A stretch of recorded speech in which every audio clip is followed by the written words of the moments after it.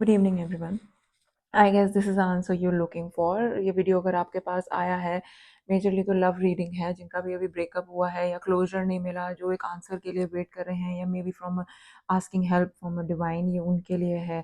जो भी आपके लवर थे या थी, वो बहुत इमेच्योर थे अपने अप्रोच में। एक सर्टन स्टैंडर्ड सेट किए हुए थे कि भाई इस तरीके का ही रिलेशनशिप होना चाहिए। अगर मैं ऐसे रिएक्ट कर रहा हूँ तो सामने वाले पर्सन को वैसे ही रिएक्ट करना चाहिए।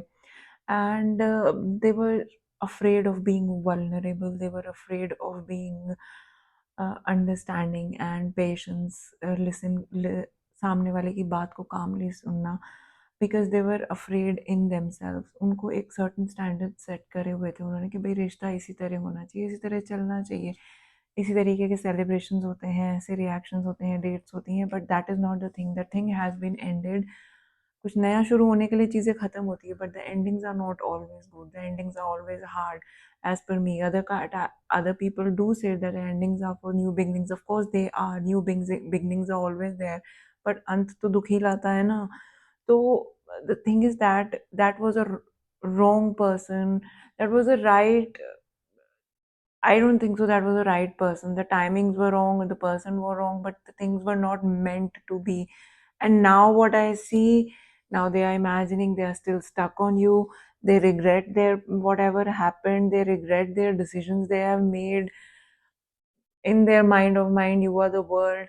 You understand them as no one is able to understand them as you did.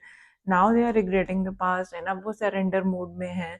They are asking for help from the universe, from the age, from their angels or guides, या फिर कोई senior, या फिर कोई पंडित, या tarot card reader, या कुछ भी, बिकॉज एक पछतावा है उनके अंदर अब, जो कि जो भी उन्होंने ना समझी की, मेच्योरिटी की, उस चीज़ का पछतावा है।